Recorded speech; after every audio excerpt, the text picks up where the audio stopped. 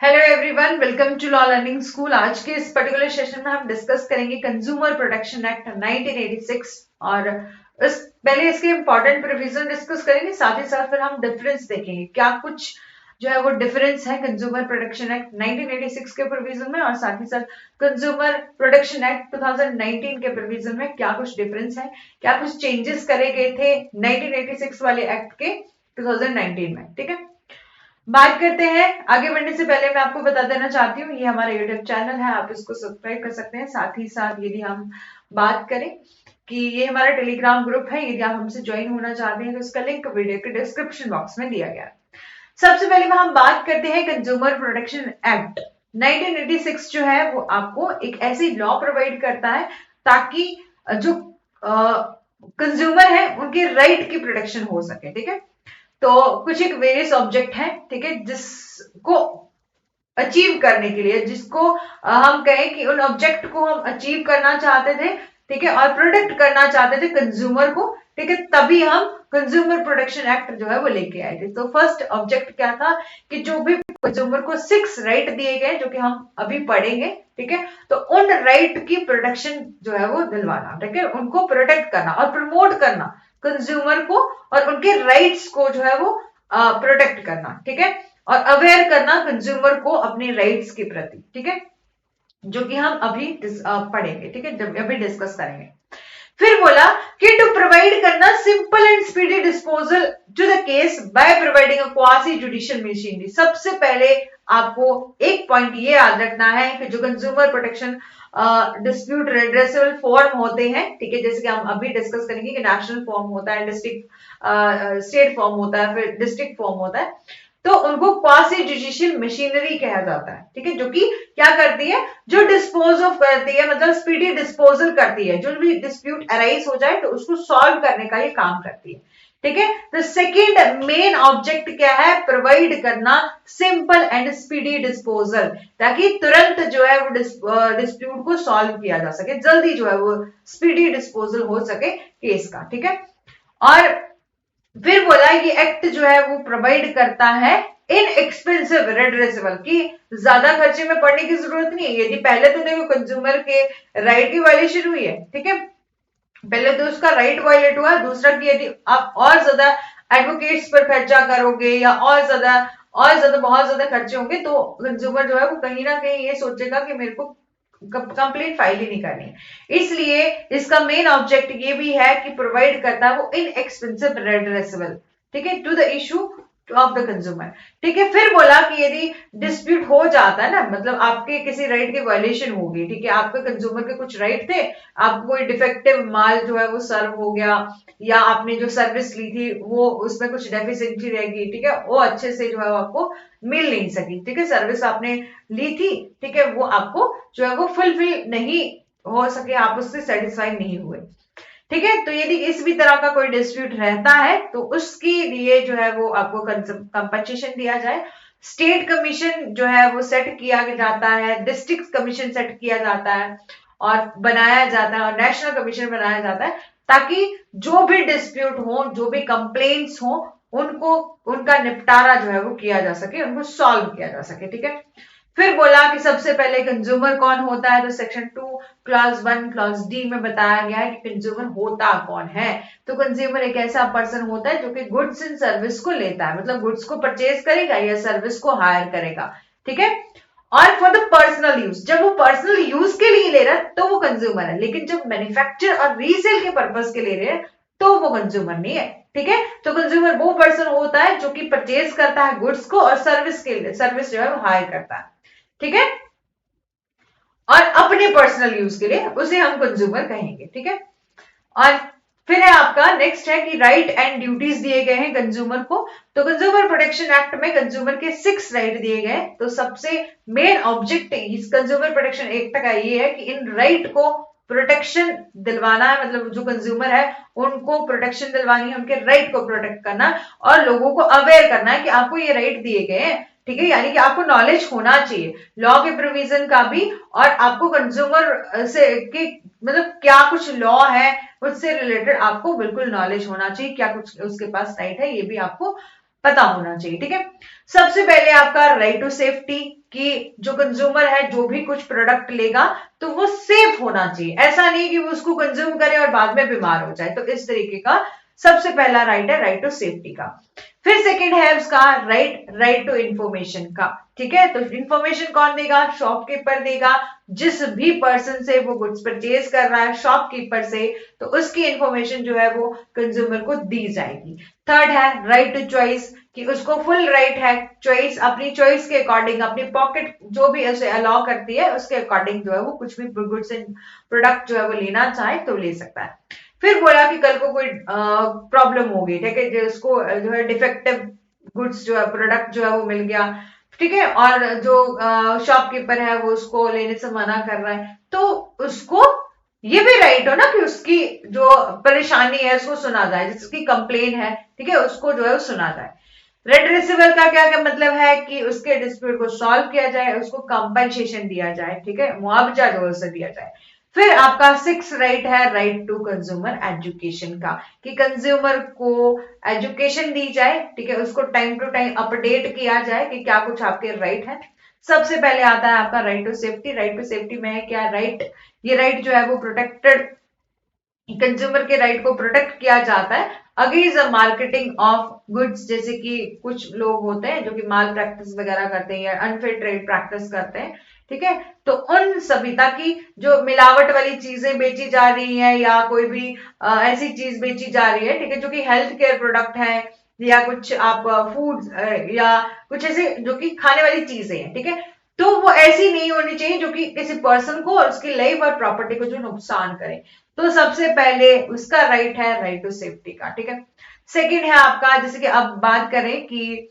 एक रिसर्च के अनुसार जो है वो देखा गया है कि ज्यादातर जो मैन्युफैक्चरर होते हैं ना, वो प्रोड्यूसर होते हैं, ठीक है, जो कि प्रोडक्ट को बनाते हैं, प्रोड्यूस करते हैं, वो ना सबसे पहले खुद नहीं चेक करते, ठीक है, और वो बाद में, ठीक है, वो खुद टेस्ट नहीं करते, जिसके कारण आप कई बार जो ऐसा देखा गया है कि वो हार्मफुल रहते हैं कंज्यूमर के लिए, वो प्रूव हुए हैं हार्मफुल, रिसर्च के दौरान ऐसा पता चला, ठीक है।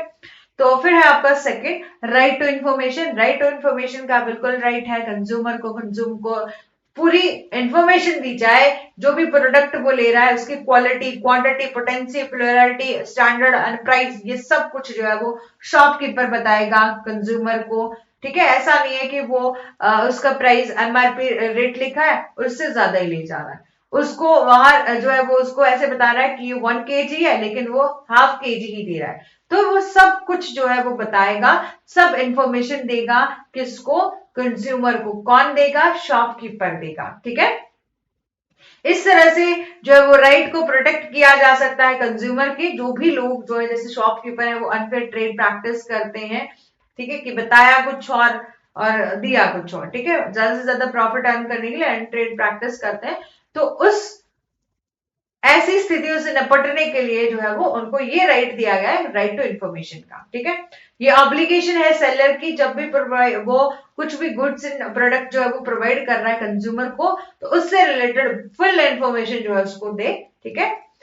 फिर है आपका नेक्स्ट है राइट टू चूज, ठीक है, कि कंज्यूमर को ये भी राइट है कि वो चूज करे, ठीक है, वैरायटी ऑफ गुड्स में वो या सर्विसेज में जो है वो चूज कर सके कि कौन सी गुड्स उसको लेनी है, कौन सी उसको नहीं लेनी है, ठीक है, डिफरेंट सेलर्स के द्वारा जो है कौन सी गुड्स उसको जो है लेनी है, अपनी पॉकेट के अनुसार से, अपने जितना उसकी,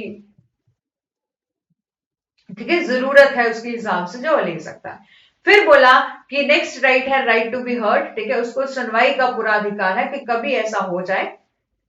ठीक है, कि उसको कोई प्रोडक्ट है वो डिफेक्टिव जो है वो मिल गया और वो शॉपकीपर के पास गया, तो शॉपकीपर ने जो है उसको रिफंड नहीं करा,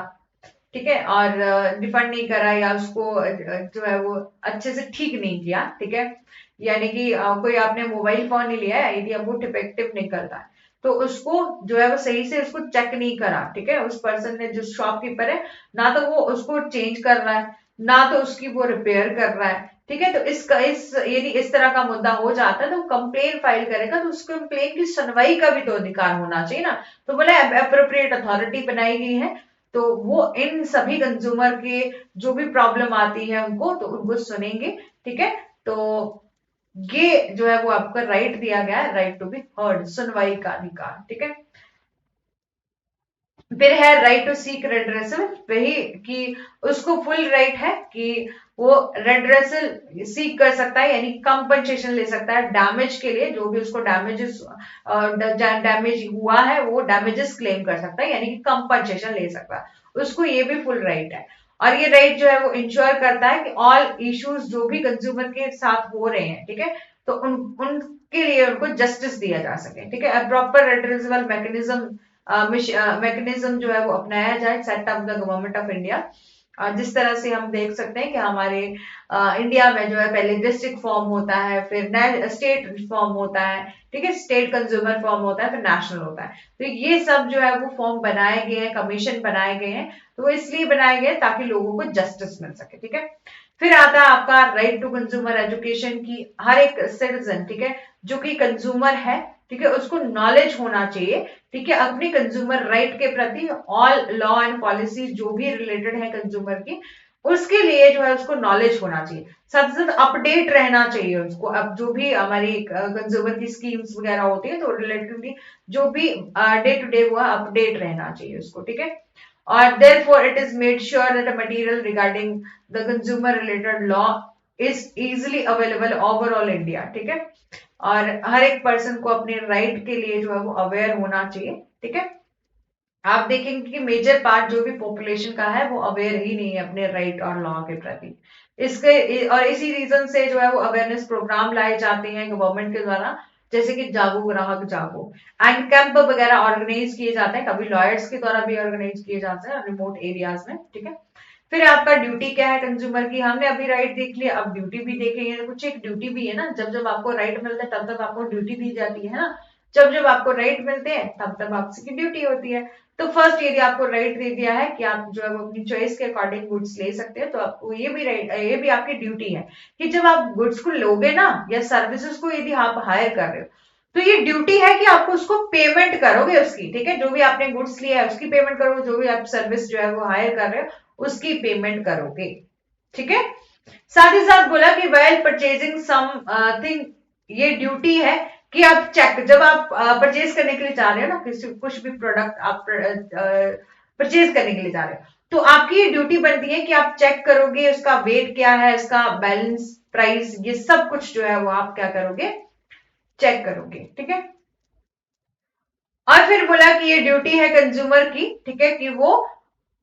अवेयर रहे, ठीक है, वो अपडेट रहे या अवेयर रहे अपने कंज्यूमर प्रोटेक्शन स्कीम से, ठीक है।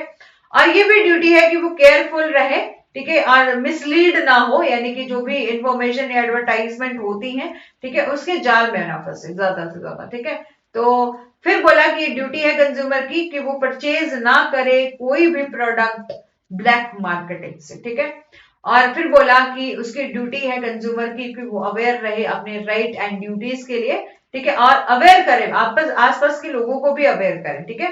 और ये कंज्यूमर की ड्यूटी है कि वो फाइल करे, फिर यदि उसके साथ कभी ऐसा हो गया कि उसका राइट वायलेट है, जैसे कि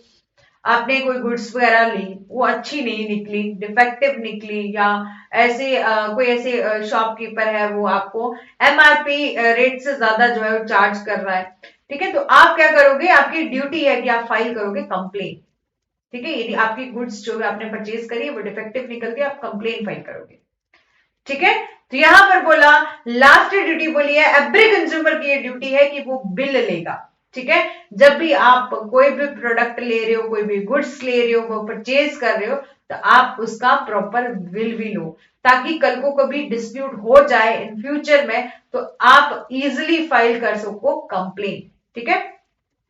अब है मेजर डेफिनेशन, ठीक है। तो कंप्लेंट बताया गया है सेक्शन 2 क्लॉज 1 क्लॉज सी में। तो कंप्लेन क्या होता है, कोई भी जब आप एलिगेशन लगाते हो, मतलब आप कंज्यूमर हो, कंज्यूमर के द्वारा कोई भी एलिगेशन लगाया जा रहा है रिगार्डिंग द रिस्ट्रिक्टिव और अनफेयर ट्रेड प्रैक्टिस की, आपको आप पर एलिगेशन लगाया जा रहा है कि आप क्या कर रहे हो, अनफेयर ट्रेड प्रैक्टिस कर रहे हो, या कंज्यूमर को कोई गुड्स आपने दी, ठीक है, वो डिफेक्टिव निकली, तो आप जो है उसको दोबारा से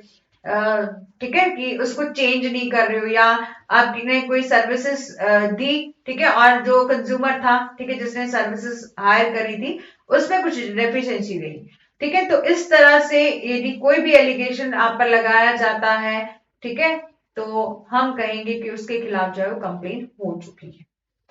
ठीक है, कि कोई भी आप ऐसा जैसे अपना प्रोडक्ट या गुड्स एंड सर्विस दे रहे हो जिससे वो हजार्डस सिचुएशन में आ जाता है उसकी लाइफ एंड प्रॉपर्टी, ठीक है, तो ठीक है, तो वो एलिगेशन जो है वो क्या होते हैं, कंप्लेन होती है। ठीक है, फिर दिया है कंज्यूमर डिस्प्यूट, तो सेक्शन 2 क्लॉज 1 क्लॉज ई में दी है कंज्यूमर डिस्प्यूट। तो यहाँ ये बोला कि ऐसी सिचुएशन व्हेन अ पर्सन जो है वो एक डिनाई करे एलिगेशन जो कि फाइल करे गए हैं against him in the complain. ठीक है, कंप्लेन में जो एलिगेशन जो है वो फाइल करे तो एक पर्सन क्या करे, डिनाई करे, ठीक है, और दूसरा पर्सन जो है वो उस पर एलिगेशन लगाए, तब कहते हैं हम कंज्यूमर डिस्प्यूट हुआ है। ठीक है, मतलब ये डिफाइन करा गया सेक्शन 2 क्लॉज 1 क्लॉज ई में। पर्सन कौन होता है, तो सेक्शन 2 क्लॉज 1 क्लॉज एम में बताया गया पर्सन। तो वर्ड पर्सन में इंक्लूड होता है registered unregistered firm, Hindu undivided family, cooperative society, इन सभी जिन जिन पर्सन पर, मतलब जिन जिन अथॉरिटी, जैसे कंपनी पर भी जो है वो, कंपनी को भी हम लीगल पर्सन मानते हैं ना, लेकिन यहाँ पर पर्सन किस किस को कहा है, एक ऐसा रजिस्टर्ड अनरजिस्टर्ड फर्म, एक पर्सन या अनडिवाइडेड फैमिली, कोई कोऑपरेटिव सोसाइटी, ठीक है, जो कि रजिस्टर्ड है कहाँ पर, सोसाइटी रजिस्ट्रेशन एक्ट 1860 में, उसे हम पर्सन जो है कंसिडर करेंगे। फिर है आपका सर्विस। तो सेक्शन 2 क्लॉज 1 क्लॉज ओ में सब क्लॉज ओ में बताया गया सर्विस। सर्विस का मीनिंग होता है कि एनी डिस्क्रिप्शन और फैसिलिटी जो कि आप जो है वो ले रहे हो, ठीक है, और जो आप जो है वो पर्सनल ले रहे हो, ठीक है, उसे हम सर्विस कहेंगे। फ्री, यदि फ्री ऑफ चार्ज यदि आप सर्विस ले रहे हो ना, तो वो यहाँ पर इंक्लूड नहीं की जाती। ठीक है, या कॉन्ट्रैक्ट ऑफ पर्सनल सर्विस के लिए जो है वो आप सर्विस ले रहे हो, तो वो आपका इसमें इंक्लूड नहीं जाता। आप मतलब कुछ पैसे दे रहे हो और सर्विस ले रहे हो, जैसे कि आप कहीं जाते हो डॉक्टर से अपना ट्रीटमेंट करवाने के लिए जाते हो, तो वो सर्विस होती है। आप अपनी गाड़ी की सर्विस करवाने जा रहे हो मैकेनिक के पास, तो वो सर्विस होती है जब आप जो है वो किसी काम के लिए दूसरे पर्सन को हायर करते हो। ठीक है, फिर है आपका रेड्रेसल मैकेनिज्म। तो इसमें हम 3 टायर देखेंगे। क्वासी जुडिशियल मशीनरी से कहा जाता है at the national, state and district level पर 3 जो है वो फॉर्म बनाए गए, कमीशन बनाए गए हैं जो कि कंज्यूमर के डिस्प्यूट को जो है सॉल्व करते हैं। तो फर्स्ट है आपका district consumer and district consumer dispute redressal form. Section 11 में बताया गया है कि हर एक डिस्ट्रिक्ट के लिए जो है वो क्या होगा, डिस्ट्रिक्ट डिस्प्यूट रेड्रेसल फॉर्म होगा। ठीक है, और यहाँ पर आपको ध्यान रखना है, हम सबसे पहले क्या डिस्कस कर रहे हैं, 1986 वाला एक्ट। ठीक है, और जब हम लास्ट में डिफरेंस देखेंगे तब हम देखेंगे कि उसकी पिक्यूनरी लिमिट में जो है वो कुछ एक चेंजेस करेंगे। लेकिन यहाँ पर जब हमारा ये एक्ट बनाया गया था तो यहाँ बोला था सेक्शन 11 में ये बोला है कि ईच डिस्ट्रिक्ट के लिए डिस्ट्रिक्ट कंज्यूमर फॉर्म होगा, और उसकी जो केस की वैल्यू है ना, ठीक है, मतलब केस की वैल्यू, ठीक है, प्लस आप जितना कंपनसेशन उससे मांग रहे हो, मतलब फुल क्लेम आप कितना करें, तो क्लेम की वैल्यू यदि 20 लाख तक है, ठीक है, तो आप क्या करोगे, 20 लाख तक यदि आपकी कंप्लेन की वैल्यू है तो आप डिस्ट्रिक्ट फॉर्म में जाके कंप्लेन फाइल कर दोगे। ठीक है, और डिस्ट्रिक्ट फॉर्म को पावर होती है, जैसे सिविल कोर्ट को पावर होती है ना कि वो समन कर सकते हैं कि पर्सन को एग्जामिनेशन ऑफ विटनेस करवा सकते हैं, रिसीव कर सकते हैं एविडेंस ऑन एफिडेविट या एनी मैटर जो कि प्रिस्क्राइब, जो भी उनको ठीक लगे अकॉर्डिंग टू सिचुएशन, और डिमांड कर सकते हैं वो रिपोर्ट को, और एप्रोप्रिएट लेबोरेटरी से कोई भी रिपोर्ट उनको मंगवानी हो तो मंगवा सकते हैं, डिस्कवर कर सकते हैं, प्रोड्यूसिंग एनी डॉक्यूमेंट और अदर मटेरियल ऑब्जेक्ट, ठीक है, जो कि प्रोड्यूसिबल है या एविडेंस के रूप में जो दिए जा सकते हैं फॉर्म में। ठीक है, तो आपको ये भी राइट है डिस्कवर करने का। और डिस्ट्रिक्ट फॉर्म के लिए आपको याद रखना है उसके प्रेसिडेंट, एक प्रेसिडेंट होगा प्लस 2 मेंबर होंगे। ठीक है, 2 मेंबर होंगे जिनमें से एक क्या होनी चाहिए, वुमेन होनी चाहिए, याद रखिएगा। ठीक है, एक प्रेसिडेंट होगा, वो क्वालिफाई होता हो, डिस्ट्रिक्ट की बात कर रहे हैं तो डिस्ट्रिक्ट जज के रूप में क्वालिफाई होने के लिए, मतलब क्वालिफाई होता हो, ठीक है, उसकी योग्यता होनी चाहिए कि वो डिस्ट्रिक्ट जज के रूप में जो है अपॉइंट हो सकता है। ठीक है, प्लस 2 मेंबर बताए, 2 मेंबर में से एक तो वुमेन होनी चाहिए, प्लस जो मेंबर है, ठीक है, उनमें एबिलिटी होनी चाहिए, इंटीग्रिटी होनी चाहिए, एडुकेट नॉलेज उनके पास होना चाहिए, एक्सपीरियंस होना चाहिए regarding the field of consumer. ठीक है, और एज कितनी बताई है कि 5 ईयर के लिए अपॉइंट होंगे, प्लस या तो 5 ईयर हो जाए या 65 ईयर, जो भी पहले हो गया, ठीक है, तो उतने टाइम तक जो है वो डिस्ट्रिक्ट फॉर्म के मेंबर जो है बन सकते हैं, ठीक है। फिर बताया स्टेट कंज्यूमर डिस्प्यूट रिड्यूसल कमीशन के बारे में, तो सेक्शन 17 में बताया गया है आपका स्टेट की हर एक स्टेट के लिए एक स्टेट कंज्यूमर डिस्प्यूट रिड्यूसल कमीशन होगा, ठीक है। और उसकी पेकुलरी लिमिट कितनी है, जैसे हमने डिस्ट्रिक्ट में देखा था कि 20 लाख तक होगी, तो यहाँ पर 20 लाख से लेकर 1 करोड़ तक जब आपका क्लेम बनता है, ठीक है, वैल्यू, ठीक है, कम जो भी आपका प्रोडक्ट है या गुड्स एंड सर्विस जो ली है उसकी वैल्यू प्लस कंपनसेशन, ठीक है, यानी कि फुल क्लेम आप कितना कर रहे हो, ठीक है, तो वो 20 लाख से ज्यादा 1 करोड़ तक है, तो आप स्टेट कंज्यूमर फॉर्म में जो है अपना केस फाइल करोगे, ठीक है, अपनी कंप्लेन फाइल करोगे। यहां पर भी बोला कि एक प्रेसिडेंट होना चाहिए, 1 प्रेसिडेंट प्लस 2 मेंबर होने चाहिए, और 2 मेंबर में से एक जो है वो वुमेन होनी चाहिए, एक मैन होना चाहिए, ठीक है। और जो भी मेंबर है उनको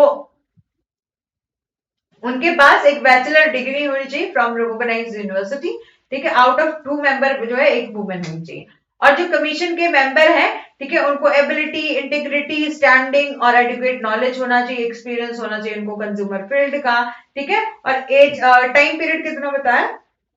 कि वो होल्ड कर सकते हैं ऑफिस, या तो 5 ईयर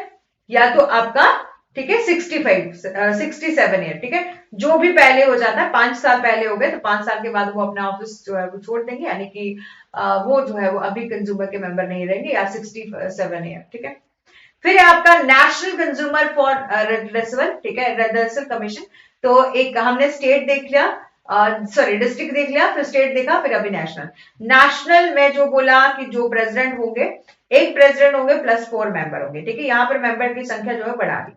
जो प्रेसिडेंट होगा वो क्वालिफाई होता हो, ठीक है, एज अ सुप्रीम कोर्ट के जज के रूप में जो योग्यता रखता हो, या तो रिटायर या रूलिंग जो है, मतलब सिटिंग और रिटायर्ड जज के रूप में जो है वो सुप्रीम कोर्ट का जज जो है वो होना चाहिए। The present president of commission जो है जस्टिस आर के अग्रवाल जी हैं, ठीक है। यदि आपको अपडेट देखना हो तो आप नेट में जाके सर्च कर सकते हैं, ठीक है। एंड जो कि हु वाज फॉर्मर जज थे सुप्रीम कोर्ट ऑफ इंडिया के, आर्टिकल 21 ऑफ एक्ट में जो है बात करी गई पेकुलरी जुरिसडिक्शन की। तो यहाँ पर बोला जितने भी मामले होंगे 1 करोड़ से ज्यादा उसकी किसी केस की वैल्यू है, यानी कि आप क्लेम जितना कर रहे हो वैल्यू प्लस कंपनसेशन, मतलब जितना भी आप क्लेम कर रहे हो वो यदि मोर देन 1 करोड़ है तो आप नेशनल कमीशन में जाओगे। नेशनल कमीशन को पावर है कि उसको ये पावर है कि एडमिनिस्ट्रेटिव कंट्रोल कर सकता है, और जितने भी स्टेट में कमीशन है तो उन पर जो है वो कंट्रोल कर सकता है, उनसे रिपोर्ट मांग सकता है, टाइम टू टाइम जो है periodically return regarding the institution, ठीक है, disposal and pendency of the case के रिगार्डिंग जो है रिपोर्ट मांग सकता है, ठीक है। और यूनिफॉर्म प्रोसीजर और कैसा होना चाहिए हियरिंग का, ठीक है, तो वो भी डिसाइड कर सकता है, और प्रोवाइड कर सकता है कि आप स्पीडी क्या करो, अपने डिस्प्यूट को सॉल्व करो, ठीक है, जितने भी आपके पास मैटर है आप उनको स्पीडी डिस्पोज ऑफ करो, ठीक है। तो इसके लिए जो है वो अभी ऑर्डर कर सकता है, और प्रोवाइड करेगा speedy grant of copies of the document of parties, ठीक है। और जनरल पावर क्या है, ओवरसीइंग द फंक्शन की, वो सभी जितने भी स्टेट कमीशन है ना, ठीक है, उन सभी के फंक्शन को देखेगा, ठीक है, एंड डिस्ट्रिक्ट फॉर्म के। अब देखो कि सबसे पहले हमने देखा था डिस्ट्रिक्ट, ठीक है, डिस्ट्रिक्ट फॉर्म, ठीक है। तो देखो कि डिस्ट्रिक्ट तो मान लो ठीक है, तो इतनी सारी डिस्ट्रिक्ट है, उसके ऊपर एक क्या है आपका स्टेट फॉर्म है, ठीक है, स्टेट कंज्यूमर फॉर्म, ठीक है। स्टेट कंज्यूमर फॉर्म अलग अलग स्टेट के लिए बनाया गया है, तो उससे ऊपर क्या होगा लास्ट में नेशनल। तो नेशनल की ड्यूटी बनती है, ठीक है, और उसकी पावर भी है कि वो सभी पर निगरानी रखेगा, ठीक है। तो बोले ये पावर है कि वो प्रोवाइड करेंगे प्रायर सर्विस, ठीक है, और इसके अलावा जो अपोजिट पार्टी है ना, ठीक है, उसको भी जो भी डॉक्यूमेंट जो है वो कोई पेश कर रहा, कोई पार्टी जो है वो उसको कॉपी दे रही है डॉक्यूमेंट की, तो उसकी कॉपी जो है वो आपको अपोजिट पार्टी को भी देनी है, ये भी नेशनल कंज्यूमर की पावर है, ठीक है, नेशनल फॉर्म की पावर है, ठीक है। और इसके अलावा इसका एक अलग से हम देखें तो एक प्रेसिडेंट होगा जो हमने डिस्कस कर लिया, प्लस 4 मेंबर होंगे, 4 मेंबर्स में से एक जो है वो वुमेन होनी चाहिए, ठीक है। फिर है कि ऑल दीज मेंबर, जितने भी मेंबर होंगे वो 35 ईयर जो है वो ठीक है से कम नहीं होनी चाहिए, 35 प्लस एज होनी चाहिए, प्लस रिकॉग्नाइज यूनिवर्सिटी से उन्होंने डिग्री ली हो, और एबिलिटी, इंटीग्रिटी, स्टैंडिंग या एडिक्वेट नॉलेज होना चाहिए, एक्सपीरियंस होना चाहिए in the field of consumer, ठीक है। और एवरी मेंबर ऑफ कमीशन जो है होल्ड कर सकता है ऑफिस, ठीक है, या तो 5 ईयर तक, ठीक है, या तो आपका 70 ईयर तक, ठीक है, जो भी आपका पहले हो जाए, ठीक है, तब तक जो है वो होल्ड कर सकता है ऑफिस, ठीक है। मैंने फिर बोला कि who can file a complaint, ठीक है, कौन पर्सन जो है कंप्लेंट फाइल कर सकता है, सेक्शन 2 क्लॉज 1, ठीक है, सब क्लॉज बी में बताया गया कि कंप्लेनेंट जो है वो आपका कंप्लेंट फाइल करेगा। कंप्लेनेंट कौन हो सकता है, तो कंज्यूमर होगा, या वॉलंटरली कंज्यूमर एसोसिएशन है जो कि रजिस्टर्ड है अंडर कंपनीज एक्ट 1956, ठीक है, तो वो पर्सन क्या करेंगे, कंप्लेंट फाइल करेंगे, कि जो कि वॉलंटरली कंज्यूमर एसोसिएशन में रजिस्टर्ड है अंडर द कंपनीज एक्ट 1956, ठीक है, under law, any law for time being in force, ठीक है, तो वो कंप्लेन फाइल करेगा। साथ ही साथ सेंट्रल गवर्नमेंट और स्टेट गवर्नमेंट भी कंप्लेन फाइल कर सकती है, या एक से ज्यादा कंज्यूमर है ना, जैसे मान लीजिए कि आपने अपने घर का काम करवाया, ठीक है, अभी पहले हमारे पहले वाले एक्ट में ऐसा प्रोविजन नहीं था, लेकिन अब जब हम नया एक्ट पढ़ेंगे, जब हम डिफरेंस देखेंगे तो आपको बहुत अच्छे से समझ आएगा। जैसे कि आपने किसी से सर्विस ली, ठीक है, तो सर्विस यानी कि आप जो है काम करवा रहे थे किसी से, 3 लोग इकट्ठे काम कर रहे थे, ठीक है, ए बी सी डी, ठीक है, और आपने जो है किसी की भी पेमेंट नहीं दी, ठीक है, इन 3 लोगों की पेमेंट नहीं दी, तो ये तीनों ही कंज्यूमर हुए ना, ठीक है, क्योंकि ये सर्विस प्रोवाइड कर रहे थे लेकिन आपने उसकी पेमेंट नहीं करी, तो इन ये 3 लोग जाकर भी क्या कर सकते हैं, कंप्लेन फाइल कर सकते हैं, कलेक्टिव कंप्लेन फाइल कर सकते हैं। और यदि किसी कंज्यूमर की डेथ हो गई है तो उसके लीगल हायर्स और रिप्रेजेंटेटिव भी जो क्या कर सकते हैं, कंप्लेन फाइल कर सकते हैं, ठीक है। फिर बोला कि how to file a complain, कि कंप्लेन कैसे फाइल होगी, तो सबसे पहले आप क्या करोगे, नोटिस दोगे, ठीक है, कि आपके साथ कभी भी अपने आपका कोई डिफेक्टिव जो प्रोडक्ट है आपको मिल गया है या डेफिशिएंसी हुई है सर्विस की, तो सबसे पहले आप क्या करोगे, जो एग्रीव्ड पार्टी होगी, ठीक है, जिसको भी लॉस हुआ है, वो क्या करेगा, नोटिस देगा, ठीक है, नोटिस देगा कि आप या तो मेरी जितना भी ठीक है, यानी मेरी जितना भी आपका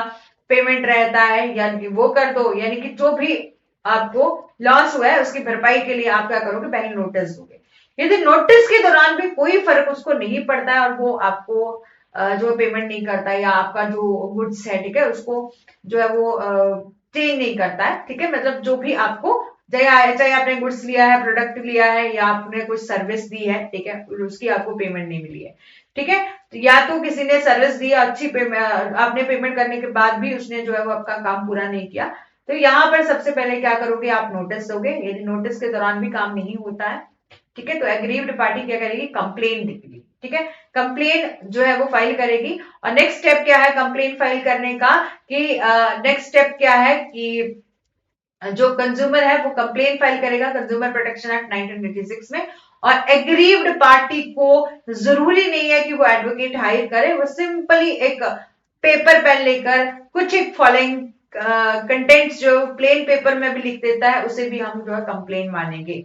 जैसे कि name, description, address of complainant, opposite party, ठीक है, और फैक्ट जो कि रिलेटेड है कंप्लेंट से, और टाइम जो कि मतलब किस टाइम जो आपने कोई प्रोडक्ट लिया था या सर्विस ली थी, ठीक है, ये सब कुछ आप जो भी आपके कॉज ऑफ एक्शन हो चुके हैं वो सब आप जो है वो उसमें मेंशन करोगे, जो भी आपके फैक्ट है, ठीक है, या ऑल पॉसिबल डॉक्यूमेंट जो भी अटैच करने के लिए जरूरी है, जैसे कि आपने कोई प्रोडक्ट लिया है तो उसकी रिसिप्ट, ठीक है, जो कि सपोर्ट करते हैं एलिगेशन जो भी लगाए गए हैं कंप्लेन में, ठीक है, कि आपने जो भी कंप्लेन में एलिगेशन लगाए हैं, ठीक है, उसके सपोर्ट में जो भी डॉक्यूमेंट आपके पास है तो आप जो है उसके साथ अटैच करोगे। और जो भी आपने रेमेडी या क्लेम किया है कंपनसेशन में, ठीक है, मतलब आप कंपनसेशन के रूप में मतलब रेमेडी जो है जो भी क्लेम कर रहे हो वो भी आप जो है सिंपली लिखोगे, मतलब आप जो है सिंपल प्लेन पेपर ले लो, सबसे पहले आप एड्रेस लिख लो, नेम लिख लो, ठीक है, टाइम एंड व्हेन यू, ठीक है, कि जब कब जो है वो आपका जो है वो प्रोडक्ट जो है खराब निकला, कौन सा दिन था जब आपने उसको लिया, ये सब आप जो है जो भी नेसेसरी फैक्ट है वो सब कुछ उसमें मेंशन कर दोगे, अटैच कर दोगे डॉक्यूमेंट। और रिलीफ और रेमेडी जो है जो भी आपने क्लेम करनी कि कितना वैल्यू था प्लस कंपनसेशन, ठीक है, कितना आपका क्लेम बनता है वो सब आप उसमें लिखोगे, और साथ ही साथ सिग्नेचर करोगे, जो कंप्लेनेंट है वो खुद सिग्नेचर करेगा या तो किसी को ऑथराइज किया है एजेंट तो वो भी क्या करेगा उसमें साइन करेगा, ठीक है। जब आपने ड्राफ्ट कर दिया कंप्लेंट तो आप क्या करोगे, सब फिर देखोगे एप्रोप्रिएट अथॉरिटी कौन सी है, कि आपके केस की वैल्यू क्या है, उस केस की पेक्यूनरी लिमिट के हिसाब से, जैसे अभी हमने देखा डिस्ट्रिक्ट, स्टेट और नेशनल कंज्यूमर फॉर्म, ठीक है, तो उस हिसाब से उस अप्रोप्रिएट अथॉरिटी के पास आप कंप्लेन फाइल करोगे और जो कंप्लेन है वो अकॉर्डिंग टू पेक्यूनरी जुरिसडिक्शन जो है वो आप डिसाइड करोगे और वही जो है वो अपना केस फाइल करोगे, कंप्लेन फाइल करोगे। और ये भी आपको ध्यान रखना है कि आजकल तो ऑनलाइन भी जो है वो कंप्लेन फाइल हो जाती है, जो कि यहाँ पर आप कर सकते हो, ठीक है, इस वेबसाइट पर जाके। फिर आप क्या लगाओगे, आपकी जो भी कोर्ट फीस है वो आप लगा सकते हो, ठीक है, वैसे तो इतना जरूरी नहीं है ये पढ़ना, लेकिन यहाँ पर यदि आप देखना चाहें तो वीडियो को पॉज करके जो है वो कोर्ट फीस भी देख सकते हो, ठीक है, डिस्ट्रिक्ट के लिए अलग है, स्टेट के लिए अलग है और नेशनल के लिए अलग है, ठीक है। यहाँ पे बोला कुछ एक लिमिटेशन, जैसे कि लिमिटेशन पीरियड भी होता है ना कि फाइलिंग करने का कंप्लेन को, तो क्या कुछ लिमिटेशन पीरियड है। तो यहाँ पर बोला कि जब आप फाइल करोगे ना कंप्लेन को, तो वो कब की जा सकती है, तो जब आपका कॉज ऑफ एक्शन हुआ है, ठीक है, जिस दिन जो है वो आपका कॉज ऑफ एक्शन हुआ उस दिन से लेकर 2 सालों के भीतर जो है वो आप क्या करोगे, 2 ईयर के भीतर, ठीक है, अंडर 2 ईयर जो है वो, विद इन 2 ईयर, ठीक है, आप क्या करोगे, कंप्लेन फाइल कर दोगे, ठीक है, अगेंस्ट जो है अगेंस्ट फाइल कर दोगे अगेंस्ट अ ट्रेडर और सर्विस प्रोवाइडर, ठीक है, आप क्या करोगे विद इन 2 ईयर में जो है, जब आपका कॉज ऑफ एक्शन हुआ है तो विद इन 2 ईयर में जो आप कंप्लेन फाइल कर दोगे। और any form entertain the case of the delay, यदि आपका कभी किसी वजह से आपका डिले हो गया, मतलब आप जो है कंप्लेन फाइल नहीं कर पाए इन 2 ईयर में, तो आप सफिशिएंट रीजन दे दो, ठीक है। और यदि आपको अपील करना है तो सेक्शन 15 में बताया गया, यदि आपको अपील करना है स्टेट कमीशन में, मतलब स्टेट कमीशन में अपील करोगे तो वो क्यों करोगे, यदि डिस्ट्रिक्ट फॉर्म में आपको सेटिस्फेक्शन नहीं मिली, आप डिस्ट्रिक्ट फॉर्म के डिसीजन से आप सेटिस्फाइड नहीं हुए, तभी तो कंप्लेन फाइल करोगे, है ना, तो सॉरी अपील फाइल करोगे, ठीक है। तो यदि आपको डिस्ट्रिक्ट कमीशन की अपील जो है वो आपको स्टेट में करनी है, तो आप विद इन 30 डेज करोगे, और प्रेस्क्राइब्ड जितना भी टाइम यदि केवल है विद इन 30 डेज, ठीक है, from the date of order जो है वो आप क्या करोगे, कम अपील फाइल करोगे, ठीक है। और यदि किसी भी रीजन की वजह से ये पीरियड जो है वो एक्सपायरी हो गया है, तो आप उसके लिए कुछ रीजनेबल रीजन बता दोगे, सफिशिएंट रीजन बता दोगे, ठीक है, और अपील को फाइल करोगे स्टेट कमीशन में। फिर यदि बोला कि आपको नेशनल कमीशन में अपील फाइल करनी है, तो सेक्शन 19 में बताया गया है कि आप जो है वो नेशनल कमीशन में भी अपील फाइल करोगे, ठीक है। तो नेशनल कमीशन में अपील जो है वो तभी फाइल कर सकते हैं जब आप जो है सेटिस्फाइड नहीं है स्टेट कमीशन के ऑर्डर से। तो जब आपको स्टेट कमीशन से ऑर्डर मिल जाता है तो उस दिन से जो है वो आप 30 डेज के अंदर जो है नेशनल कमीशन में अपील फाइल करोगे, और साथ ही साथ आप कॉपी ऑफ एफिडेविट भी लगाओगे। फिर बोला कि यदि आपको इससे ज्यादा, ठीक है, नेशनल के बाद ये फिर भी आप नेशनल में भी सेटिस्फाइड नहीं होते हो, तो आप सुप्रीम कोर्ट ऑफ इंडिया में जाओगे। तो सेक्शन 23 में बताया कि सुप्रीम कोर्ट ऑफ इंडिया में भी आपको एग्रीव्ड पार्टी जो होगी वो from the date of national commission के द्वारा जो ऑर्डर पास किया गया है, तो उस दिन से लेकर 30 डेज के अंदर जो है वो आपको अपील फाइल करनी है सुप्रीम कोर्ट ऑफ इंडिया में, ठीक है। और फिर बोला कि रिवीजन पिटीशन जो है वो नेशनल कमीशन, ठीक है, और सेक्शन 21 क्लॉज बी में बताया गया है कि ये पावर है national consumer dispute resolution commission की, ठीक है, कि वो कॉल कर सकता है, रिकॉर्ड मांग सकता है, ऑर्डर, ठीक है, ऑर्डर दे सकता है, डिस्प्यूट और एनी डिस्प्यूट, कंज्यूमर डिस्प्यूट यदि हुआ है, यदि आप किसी भी स्टेट फॉर्म से जो है वो स्टेट कमीशन से, या तो पेंडिंग है मैटर या डिसाइडेड है, तो उसकी रिपोर्ट यदि मंगवाना चाहे तो मंगवा सकते हो, ठीक है। और द कमीशन के पास ये भी पावर है, रिविजनल जुरिस्डिक्शन भी उसके पास है, ठीक है, तो वो रिवीजन भी कर सकती है। और यदि आपको रिवीजन पिटीशन फाइल करनी है तो विद इन 90 डेज में आप फाइल करोगे from the date of order, जो कि जब भी पास हुआ है बाय द एग्रीव्ड पार्टी ही जो है उसको पिटीशन को फाइल करेगी, ठीक है। रेमेडीज क्या क्या अवेलेबल है, तो कंज्यूमर के पास कुछ एक रेमेडी है, ठीक है, वेरियस रेमेडी है। तो सबसे पहले बताया है कि रिमूवल ऑफ डिफेक्ट, कि आप जो है वो रिमूव कर सकते हो डिफेक्ट को। तो यहाँ पे बोला कि if the consumer after conducting a proper testing, ठीक है, कि यदि कंज्यूमर जो है ना, जैसे कि कोई प्रोडक्ट ले रहा है, ठीक है, और उसने देख लिया कि प्रॉपर टेस्ट कर लिया उस प्रोडक्ट का और उसको फाइंड हुआ कि ये तो प्रोडक्ट क्या डिफेक्टिव है, ठीक है, तो यहाँ पर अथॉरिटी क्या कर सकती है, ऑर्डर कर सकती है कि आप रिमूव करो इन डिफेक्ट्स को। किस तरह से रिमूव किया जा सकता है, या तो आप ऑर्डर कर देते हो रिप्लेसमेंट का या रिफंड का, ठीक है, जो भी प्राइस जो है उसने पे किया है कंज्यूमर ने, ठीक है, तो आप जो रिफंड कर दो, ठीक है। और अवार्ड ऑफ कंपनसेशन कि आप अप्रोप्रिएट अथॉरिटी जो है वो आप ऑर्डर कर सकती है कि आप कंपनसेशन दे दो, ठीक है, कि जितना भी उनका जो है वो मुआवजा बनता है तो उसको भी दे दिया जाए, ठीक है। कंज्यूमर डिमांड कर सकता है कंपनसेशन के लिए फ्रॉम द ट्रेडर और service provider if because is negligence और कंज्यूमर, ठीक है, हैज सफर सम फिजिकल और एनी अदर लॉस, ठीक है। अब बोला रिमूव किया जा सकता है डेफिशिएंसी को, और यहाँ पे बोला कि एनी अथॉरिटी जो है पास कर सकती है order for removal of the deficiency, ठीक है। और therefore there is any deficiency जो डिलीवर की जा रही है सर्विसेज में, ठीक है, तो आप क्या करो कि उस डेफिशिएंसी को रिमूव कर दो, ठीक है। तो ये भी रेमेडी जो है उसके पास है। और यदि कोई पर्सन अनफेयर ट्रेड प्रैक्टिस कर रहा है, रिस्ट्रिक्टिव ट्रेड प्रैक्टिस कर रहा है, तो मतलब कोई अनफेयर ट्रेड प्रैक्टिस कर रहा है, तो आप उसको प्रोहिबिट कर दो ना कि आप ऐसा मत करो, ठीक है। तो ये भी रेमेडी उसके पास है कि कंप्लेनेंट जो है वो फाइल, यदि कंप्लेन फाइल करी गई है, ठीक है, कंज्यूमर के द्वारा अगेंस्ट अनफेयर ट्रेड प्रैक्टिस की, तो ये अथॉरिटी क्या करेगी, ऑर्डर करेगी, इमीडिएट एक्शन लेगी उस पर्सन के खिलाफ जो भी अनफेयर ट्रेड प्रैक्टिस कर रहा है, और उसको स्टॉप करेगी कि आप सेल मत करो हजार्डस गुड्स, या आप विड्रॉ करो हजार्डस गुड्स को फ्रॉम द मार्केट, या पेमेंट करो ऑफ एडिक्वेट कॉस्ट, ठीक है, कि आप जो है वो पेमेंट, जितना भी पेमेंट जो है वो लिया जाना चाहिए उतना आप ले सकते हो। फिर हम देखेंगे कंज्यूमर प्रोटेक्शन अमेंडमेंट बिल 2018 का। तो जो कंज्यूमर प्रोटेक्शन एक्ट 1986 में कुछ एक प्रोविजन में कमी रहेगी, यानी कि आप देखते हो ना टाइम के अकॉर्डिंग कुछ चेंजेस करने पड़ते हैं। तो अभी आप देखो 2018 से 19 का, यदि आज प्रेजेंट में 2023 में भी हम बात करें तो सब चीजें जो है वो आपको ऑनलाइन देखने को मिलती है, ठीक है। तो ऑनलाइन आप जो है वो शॉपिंग करते हो, ऑनलाइन ट्रांजेक्शन करते हो, multi level and digital marketing आपको देखने को मिलेगा। तो ये सब जो है वो आपके कहाँ नहीं थे, कंज्यूमर प्रोटेक्शन एक्ट इन 1986 वाले एक्ट में जो है वो ये प्रावधान नहीं थे। इसलिए ये बिल जो है वो प्रपोज्ड हुआ, वेरियस चेंजेस जो है इसमें किए गए जो कि पहले वाले एक्ट में नहीं थे, ठीक है। तो क्या कुछ चेंजेस थे, यहाँ पर सेंट्रल प्रोटेक्शन काउंसिल के बारे में बात करी गई। तो इस एक्ट में जो कि पहले 1986 वाले एक्ट में जो है वो ठीक है, consumer sorry central protection council के पास अथॉरिटी थी कि वो प्रमोट कर सकता है, प्रोटेक्ट करेगा, प्रमोट करेगा और प्रोटेक्ट करेगा राइट ऑफ कंज्यूमर को, बट प्रपोज द बिल, ठीक है, central protection council will be the advisory body, ये एडवाइजरी बॉडी का भी काम करेगी for promotion and protection of consumer right, ठीक है। एम्बिक्ट ऑफ लॉ में हम देखेंगे 2018 वाले बिल में गुड्स एंड सर्विसेज के अलावा, ठीक है, पहले 1986 में क्या था कि गुड्स एंड सर्विसेज के बारे में ही जो है वो इसमें बात करी गई थी, लेकिन इसमें एक्ट में 2018 वाले एक्ट में, सॉरी 2019 वाले एक्ट में और 2018 वाले बिल में,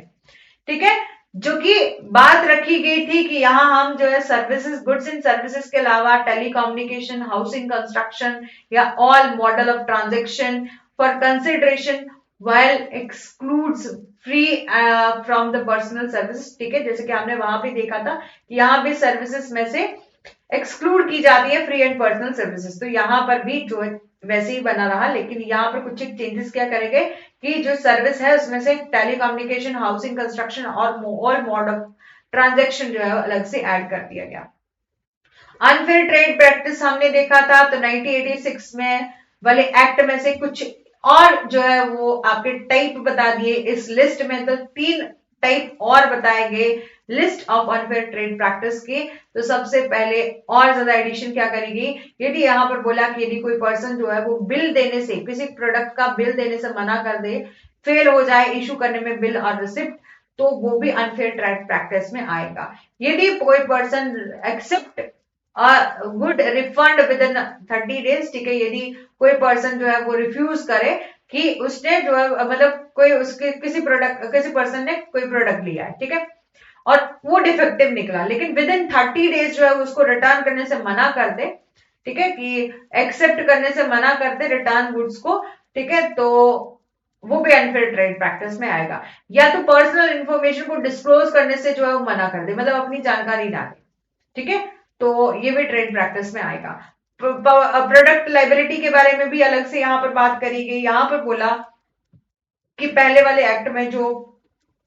जो प्रोविजन थे ना कि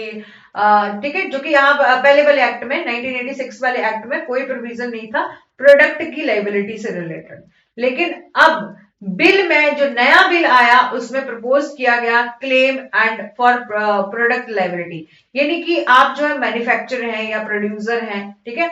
आप कोई प्रोडक्ट बना रहे हो ना, तो आप कम से कम जब बना रहे हो तब ये चेक भी करो, खुद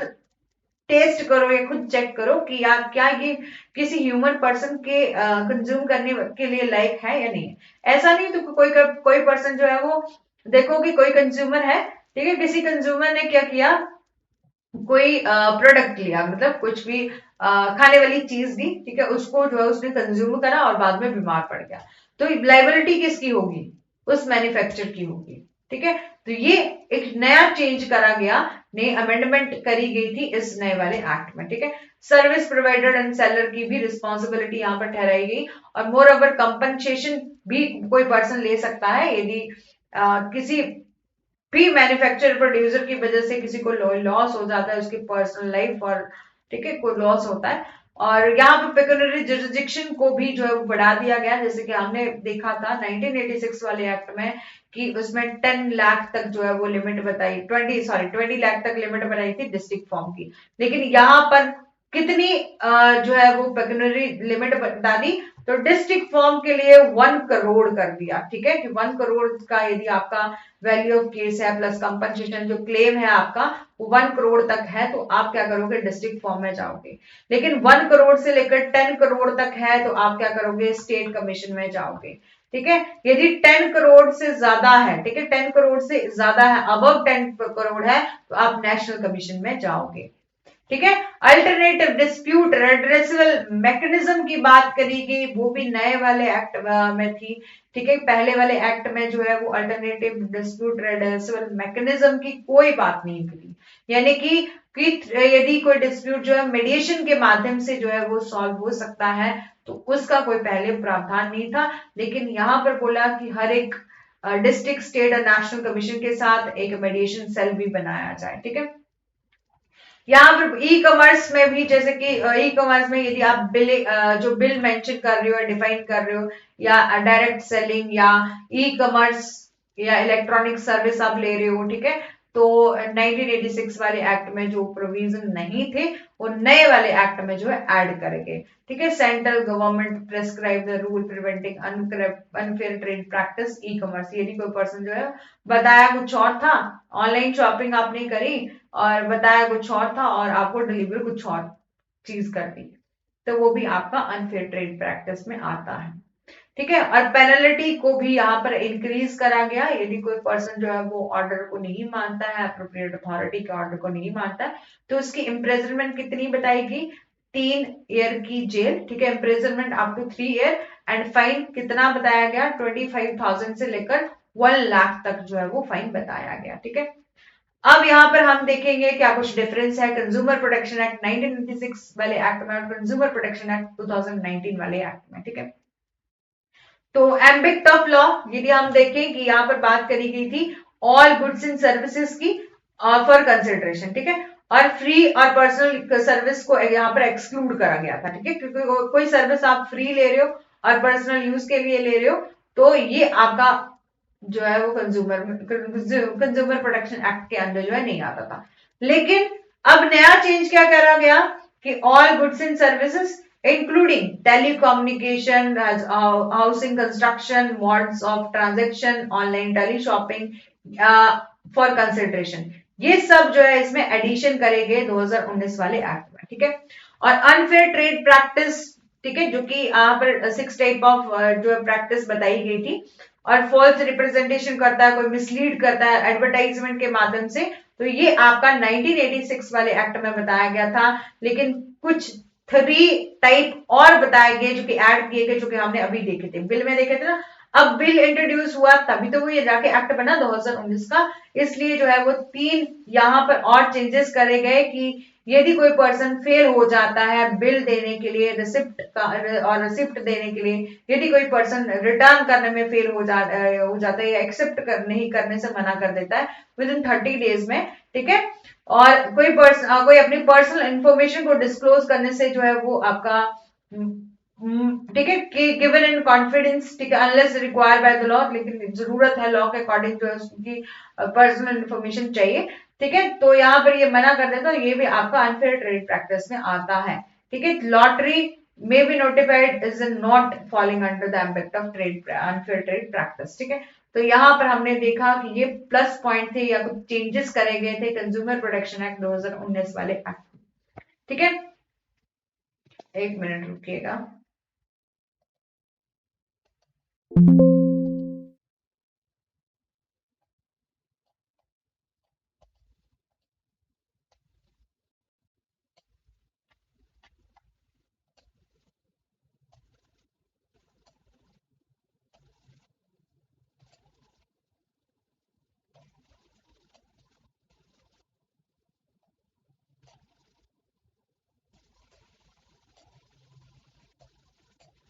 अदरवाइज आपको दिखना नहीं था, ठीक है, तो अभी अच्छे से दिख जाएगा,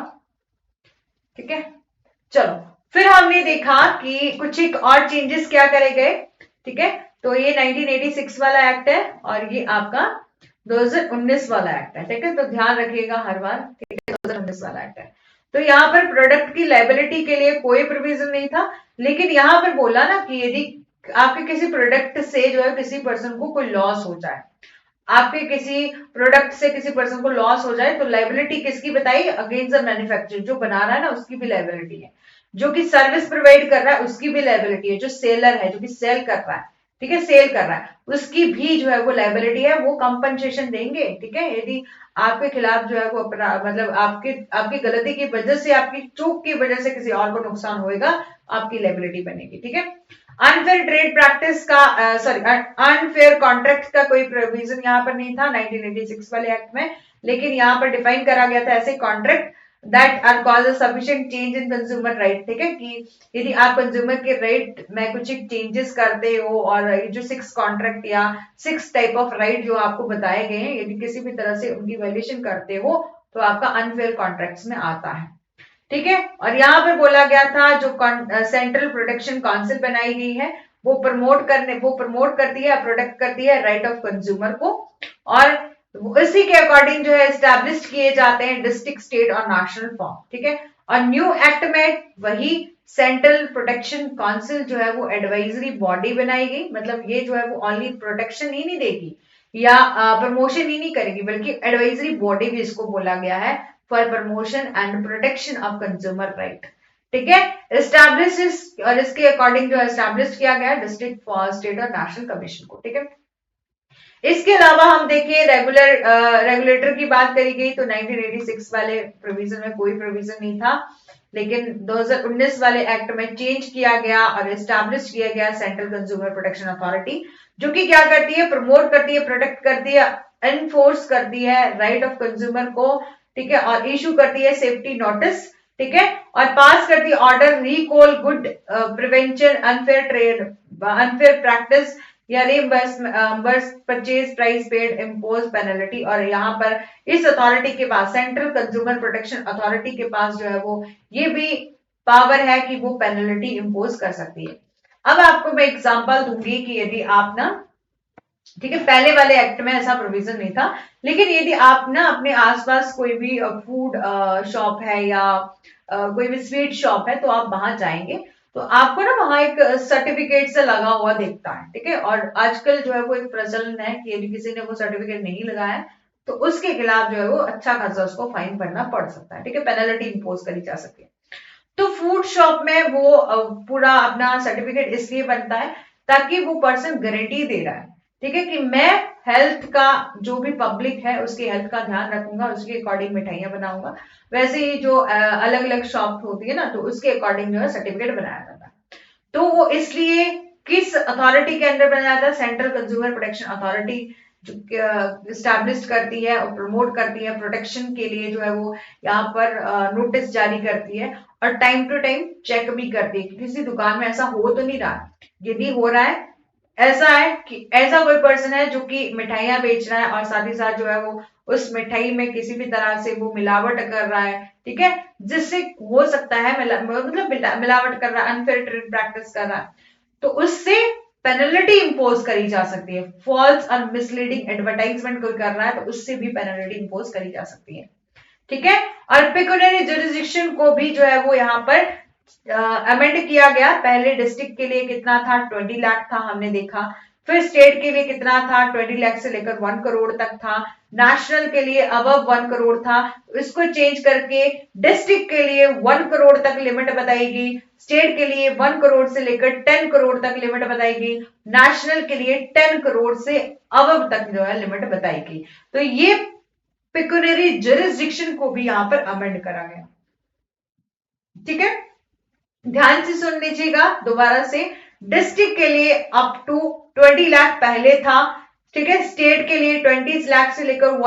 1 करोड़ तक जो है वो पहले था, ठीक है। लेकिन अभी कितना कर दिया है, डिस्ट्रिक्ट के लिए 1 करोड़ तक की लिमिट कर दी है। 1 करोड़ से लेकर 10 करोड़ तक यदि किसी का क्लेम बनता है तो वो स्टेट कमीशन में जाएगा। यदि उसका 10 करोड़ से ज्यादा बनता है तो वो नेशनल में जाएगा, ठीक है। और यहाँ पर कुछ एक पेक्यूनियरी जुरिसडिक्शन को ऐड किया गया, ठीक है। और अब हम बात करें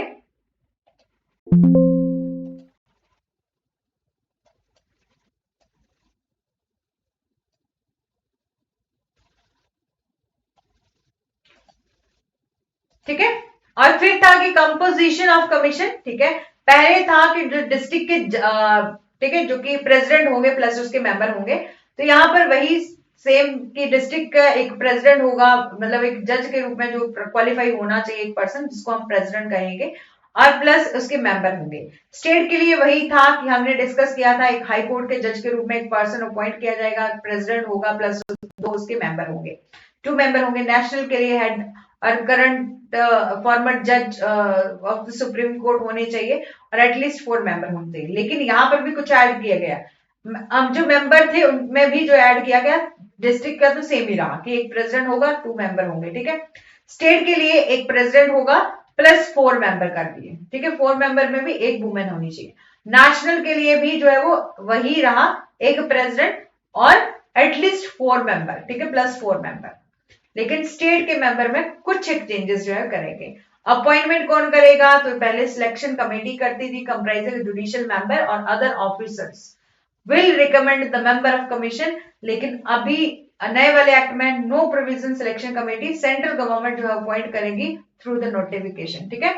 अब हम देखें कि अल्टरनेटिव डिस्प्यूट रेड्रेसल कमीशन या मैकेनिज्म, यानी कि आप जो है वो अल्टरनेटिव डिस्प्यूट रेड्रेसल मैकेनिज्म आप अपना सकते हो थ्रू द मीडिएशन कैंसिलेशन के माध्यम से भी। यदि कोई पर्सन, जैसे कि कभी ऐसे हो कि ट्रेडर या कंज्यूमर जो है उनकी आपस में सेटलमेंट हो रही है, तो मेडिएशन के माध्यम से जो आप सेटल कर सकते हो। 2019 वाले एक्ट में ये प्रोविजन बताया गया था कि मेडिएशन सेल जो है अटैच किया जाएगा। डिस्ट्रिक्ट फॉर्म के साथ जो है वो एक मेडिएशन सेल होगा, स्टेट के साथ जो है एक मेडिएशन सेल होगा, नेशनल के साथ भी एक मेडिएशन सेल होगा।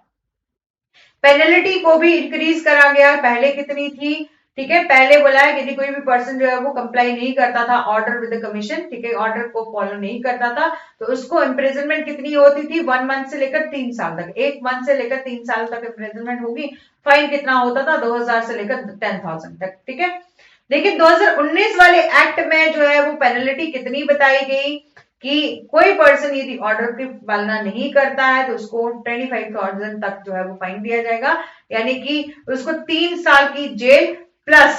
ठीक है, प्लस 25,000 से लेकर 1 लाख तक जो है वो फाइन इससे इम्पोज किया जाएगा। ध्यान से सुन लीजिएगा इस पेनल्टी को भी, ठीक है। तो मेरा पेन यहाँ पर नहीं चल रहा है लेकिन आप यहां से देख लीजिएगा, ठीक है। कितना कितना बताया, 3 ईयर की इम्प्रिजनमेंट प्लस 25,000 से लेकर आपका 1 लाख तक जो है वो पेनल्टी उससे इम्पोज करी जाएगी। 2019 वाले एक्ट में ये बताया। ई कॉमर्स जैसा 1986 वाले प्रोविजन में कोई प्रावधान नहीं था, लेकिन यहां पर जो नया वाला एक्ट बनाया 2019 का, उसमें e commerce and electronic service provider and government, ठीक है, कि सेंट्रल गवर्नमेंट जो भी प्रेस्क्राइब करे rule preventing from unfair trade practice, commerce direct selling, ठीक है, ये सब ई कॉमर्स के प्रोविजन जो है 2019 में ऐड कर दिए गए, ठीक है। और इसी के साथ हमारा सेशन यही तक था। सबसे इंपॉर्टेंट रहेगा आपका ये डिफरेंस, यदि आप इसको देख लेते हो तो आपको बहुत ज्यादा डिटेल में जाने की जरूरत नहीं है, ठीक है। और यदि आप एक्स्ट्रा नॉलेज चाहते हो तो आप एक एक्ट को गूगल पर सर्च कर सकते हो, और अकॉर्ड मतलब सेक्शन बेस्ड जो है आप यदि क्वेश्चन देखना चाहें, ठीक है, तो उस सेक्शन वाइज जो है उसको लर्न कर सकते हो उसके प्रोविजन को। अदरवाइज इससे ज्यादा आपको हर एक पॉइंट को याद रखना जरूरी नहीं है, जितना भी यहाँ पर करवाया है वो सफिशिएंट है। और ये हमारा टेलीग्राम ग्रुप है, यदि आप हमसे ज्वाइन होना चाहते हैं जिसका लिंक वीडियो के डिस्क्रिप्शन बॉक्स में दिया गया है। Thank you so much, do like share and subscribe, press the bell icon for further notification. Thank you.